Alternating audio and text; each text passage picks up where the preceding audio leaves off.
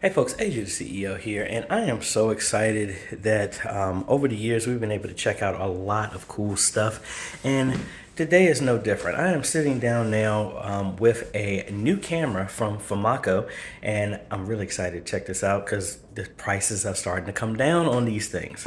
So we have ourselves their 4K PTZ with a 20x zoom and all this other fun stuff. I didn't do the unboxing like I normally do because you know the stuff always comes in the same type of packaging. I do like the Fomakos because they include both of the mounts, a regular wall mount and a ceiling mount. You got your typical power cables, you have your RS-232, you got yourself a remote, and this one actually also includes a USB-C cable. Let's look at the back first before we get everything set up, and let's talk about this thing. First, again, it is a 4K unit. It actually does have NDI built into it. Let's turn this thing around, and that is 4K at 60 frames per second. I was looking at that wrong. But let's look at the back and let's look at our connections. We do have right there, we have our restore, reset function, HDMI, your 3G SDI, you have a line in, you have your pin out, what's that, RS422, I can't remember which one it is. You also have a USB 3.0, you have your in and out for your RS232, you have your network jack, which is PoE powered, and your power jack for DC 12 volt that included, and your on button. So let's go ahead and check this thing out. And again, thank Fomako for this. They're not paying for this review, but they did send me this, and this is mine to keep. But of course, you know we're going to give a good review. It show you how the camera performs and let it stand on its own.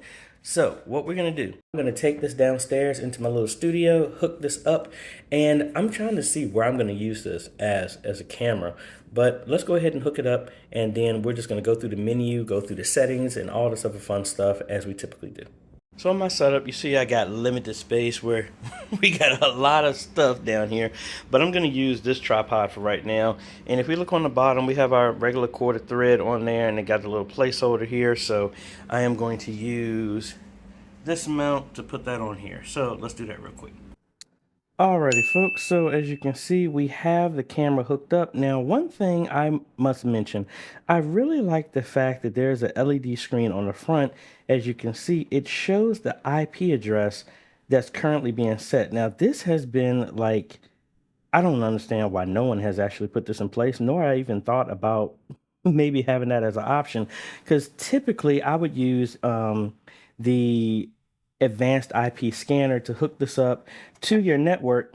And most of these cameras are set on DHCP and you don't know what IP address it is. But with this, it shows you right up front what the IP address is, makes it really easy to configure this stuff. If you're having any network connectivity issues at all. Also, it shows the current resolution and frame rate, which is at 1080p 60. Now, let's go ahead, and as you can see, it's following me. We have it plugged into our network here. We have it connected over HDMI into our ATEM, and we're going to play around with the USB as well too. Now, I'm having an issue with my PoE switch, but this does support PoE power. I don't know what's going on with mine. I'm probably going to have to rewire it. It's probably connected to the wrong thing, wrong port or whatever, that's not sending power, but we'll get back to that. But it does support PoE power. But for right now, I have mine plugged into 12 volt power. All right, so as you can see, it's got me twisted all the way around here. Let's go ahead and cut over to the computer because we see what our IP address is, and let's go through the menu system.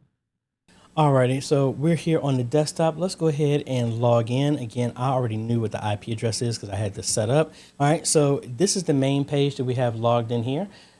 If we go to live, you see we're seeing the video live of what we're doing. So I'm over here waving here. We have our controls of moving the camera.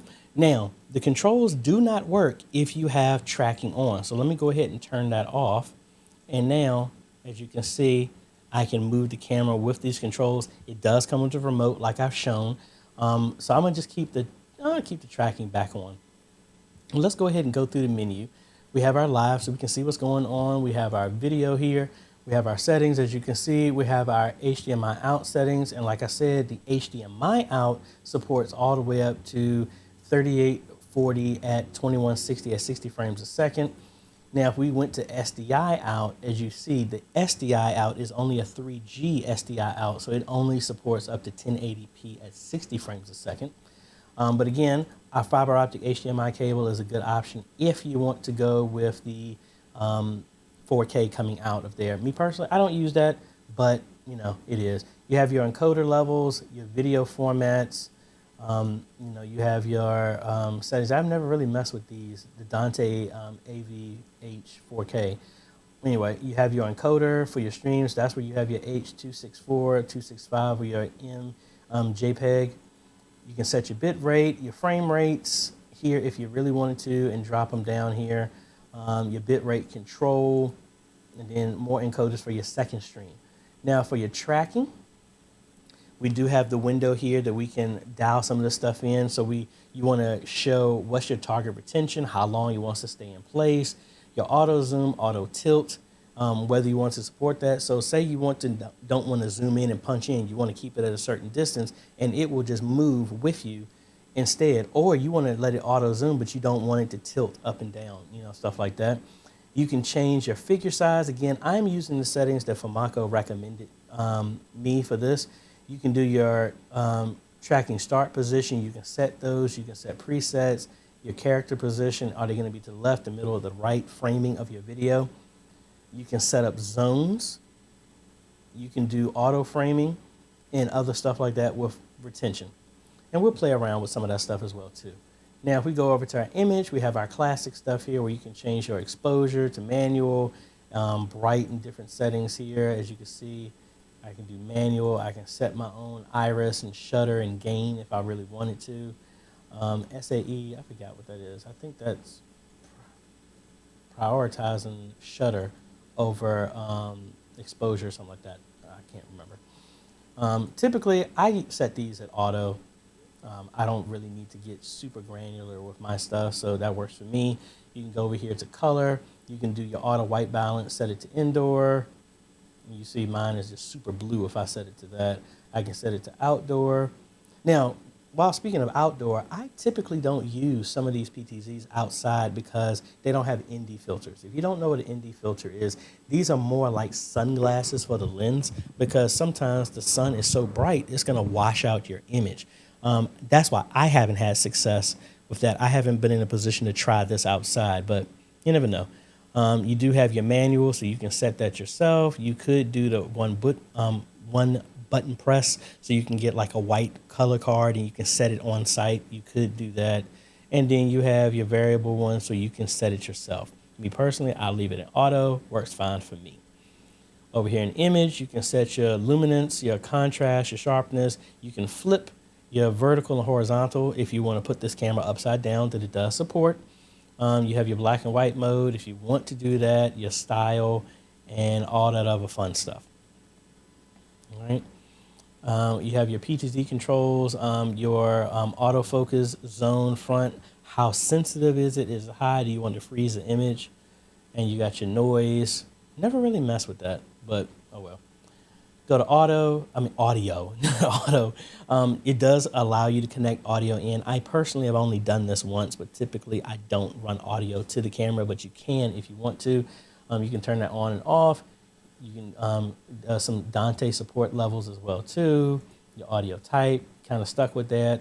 Your sample rate, 48 or 44.1. Your bit rate, and what input style are you doing, mic or line in? If you happen to be running the sound system directly into the camera, you will want to change this to line in. Don't set it at mic. Your volume level and your ADTS options on and off if you want to do that. Over in system, we have our typical factory reset, our reboot, our user settings where you can set the password for guest or the admin and change it, and your upgrade options where you can drag your files here to upload, change the firmware. We got your typical network, as I have mine, has it set to a fixed IP address, or you could change it to DHCP. You have your ports for your RTSP, your TCP port for control, your UDP, and your Sony Visca ports. Be mindful of that. So you have your RTMPs, that you can go stream out to and all that other fun stuff if you wanted to do that. We have our SRT settings. I guess I need to play around with this. I personally have not messed with this, but to those who use it, it is there. We have our RTSP offs. We don't, if you want to authorize so somebody connect to that. You have your on VIF settings. So if you want to use that protocol to control your camera. You got your multicast, and you have your name server for your time server. Already got that set. We have our NDI function. We can give it a name here. It doesn't let me change that. We give our channel, all this other stuff. Do we want it to enable our discovery service? Our discover server, I don't have that on at all. Enable multicast server, and a bunch of other stuff. So if we open up our studio monitor, and if we try to connect, there's our camera right there, the Fomako right there. And that's that naming there. And there you go. And we got controls. And again, you see it's a lot faster in response to the other ones. We can control it. But again, we have tracking on. So using a joystick or anything like that, the tracking is going to override what's going on. So if you have one of these and you can't control it, be mindful that the tracking is off. So if I come in here, turn that off, now you see I can move this all over the place. But if I turn this tracking right back on, as you can see, it's moving it right back so it sees me. All right, sweet. And the same way, if we close that, we go into OBS. Let's turn this one off. And now let's turn on our NDI source. And let me change it to, there's the Fomako. And there we go. Then OBS works the exact same way in VMix if you want to do that way. So let's open up VMix real quick.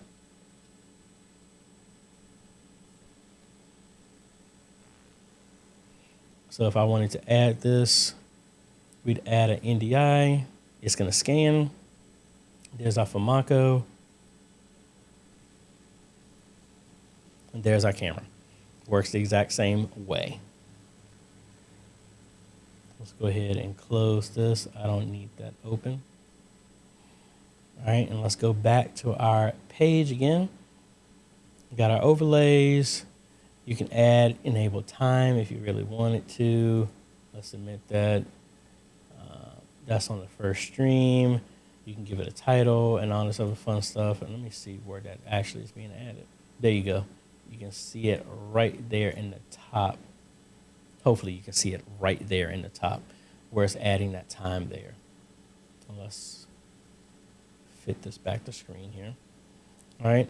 So you can add a bunch of other functionality in that. I don't want that, so we'll submit that. And then you got your info right there, our current version and everything like that, the device name.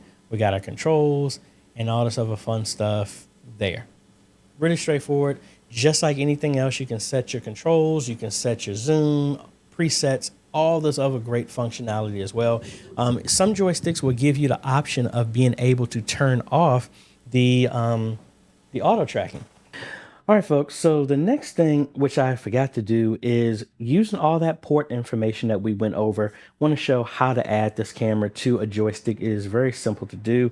And I have this other joystick. Again, I have the Fomako one that they sent me, but I want that to be its own separate thing. So let's just go over this one. And again, knowing the IP address that's on the front, it is 192.168.0.94. We have the ability of using on VIF as a protocol, or VSCA, TCP, or UDP. Be mindful of which one. So I'm going to go ahead, and I believe I actually already have it set up, which I do, but let's just go through the process anyway. So we come in here into search. We're going to go using the VSCA IP, and we do a search, and there is our joystick that shows up right there. We would just pick, and then we set our port, and we're going to change that to 4. And then let's do a call. Now you notice the port is 1259. That is TCP, I believe. And let's do a call. And there we go. So it's going to use that port. So I have the camera on here as well too in the lower part of the screen. So now if we move the joystick, and actually let's go back. Remember, we have the tracking off. I mean, tracking on, so the joystick won't work. So this controller has a function button, 6 of them. Let's go to our setup. Let's go to assign keys. And we already have one that's called start tracking. Let's go ahead and change this one to tracking off. So this one is going to be start tracking. This one is going to be tracking off. All right. Now let's just make sure that our buttons are actually assigned that way. Yeah, so we have 2 functions and then the rest of camera. So now, if everything was done right, we're on this camera, we're on the Fomako. If we turn off stop tracking, can we move it? All right, so it looks like this command is not the same one that goes to the camera. So might need to play around with this. At least from here, this protocol, the assignment does not work. So let's go ahead and turn that setting off on the camera real quick.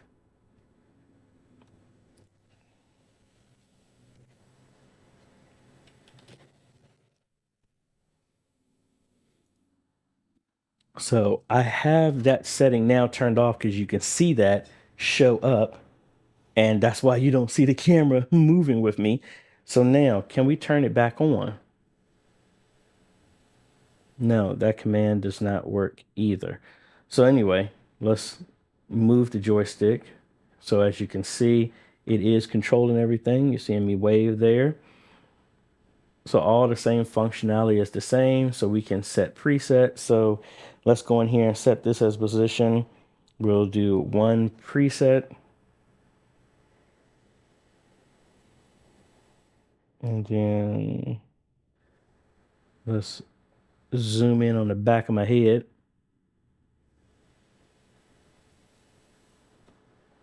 And let's set that to 2 preset. Oh, actually, I'm sorry. I still have this on advanced. Let me turn off that quick call.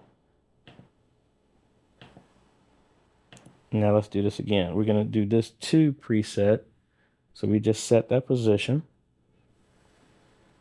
Let me zoom out here. And that would be 1 preset. All right. So if we do 2 call, there we go, as our position, and then 1 call. So you can set positions. All these positions, you can go up to 255 positions, which is always great. All those settings are set in the camera. So no matter what joystick they're using, that's how that will work. So really cool. Be on standby for when we do the Fomako camera, and maybe that camera actually has the tracking functionality. But again, back to what we were saying, if you want to use something like this, I would still not turn that tracking on unless you have somebody really moving forward and you only have 1 person here. Because even in the earlier video, which I've recorded these on different days, I had some activity going on behind me, OBS, that shows the video so I can see what I'm looking at. It was picking up some of that and the focus wasn't that. So you got to be real mindful with the AI cameras and just autofocusing in general that you don't have a lot of activity going on, because the camera's not going to know, like a person would, who should be the primary focus. But anyway, let's go ahead and cut back over here. All right, now one thing that I completely forgot about is to test out the USB out. So I got a long USB cable here. Let me plug this in the back. So we have the ability of connecting this camera via a capture card over our network NDI. And then now let's plug this up to my computer here. And let's see how this all shows up. All right, so we're back on OBS here and got the camera looking over here over our network. But let's see if we turn on, let's add a new video source and let's see how this shows up. And we'll do a capture device. And we want to see how that's going to show up. And there it is. So the Fomako shows up as a USB camera as well too. So again, you could have one of these situations, and let's see, and let's fit the screen.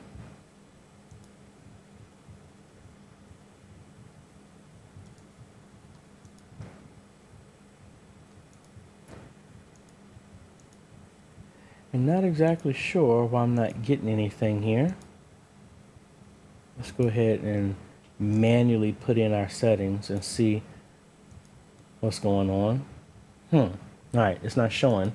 And one of my workarounds for this is let's go open up the Windows camera and just see if we get any settings. So I'm gonna go back here to video and we're gonna cycle through. That's the main camera.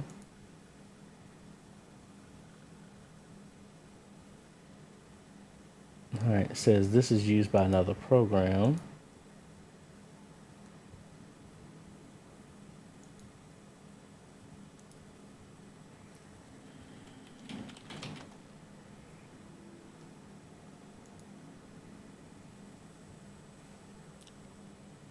All right, so there we go. So I don't know if OBS was having a little funky activity, but this is now showing up over USB.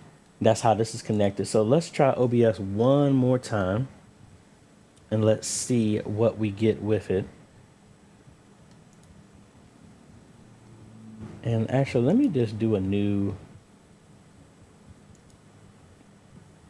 scene, because sometimes this gives me a little issue here. So let's go here, add a new capture device, and we're gonna pick the Fomako, and there it is. So it was something in OBS. So again, now we're bringing this in over USB. So you have the HDMI out, you have the SDI out, you have the USB out, you have the RTSP out, you have NDI out, all that functionality at the exact same time. So that is really, really awesome. So again, want to thank Fomako so much for sending this camera to me to test out.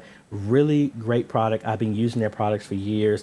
Actually, the Fomako cameras are exactly the same cameras I use at Signs and Wonders Ministries, and I've installed them at quite a few ministries as well. So great products, but I am so excited that we're now seeing the transition of 4K cameras, just like we saw with TVs. The price has come down. So again, this is a 4K camera at 4K resolution, 60 frames a second, coming out of HDMI. You have SDI out, you have USB out, you have NDI functionality, you have video over the network, you have PoE power, you got all them bells and whistles, adding on top of that AI. Now, we've done a bunch of reviews on cameras, but this is the game changer because this camera comes in at $1,500. And I just remember starting with PTZs maybe around 6-7 years ago, a 720p and sometimes a 1080p camera was coming in at $1,500 then, and even some 1080p cameras are at $17. But the fact you're getting 4K, you're getting NDI, you're also getting AI in that price range, that's a game changer. So link is down below if you're interested in getting one of these. And again, I'm not trying to sound like a broken record. I'm really thankful and honored that Fomako and any of these companies reach out to me, but especially Fomako in this case. We do have a joystick that we're going to be reviewing in a follow-up video here. So I'll show you a sneak peek because they sent that camera and this joystick at the same time. So be on the lookout for that. So again, thank you so much, Fomako, for sending this stuff to me and trusting me to review your products and giving me the ability to speak candidly about your products and let your product stand up for itself. Let me know if you have any other questions or any other things that you'd like me to test out, because we're going to be holding on to this camera for a bit. You never know. It might go to a giveaway. Not saying that yet, but you never know. I don't have a need for all of this stuff.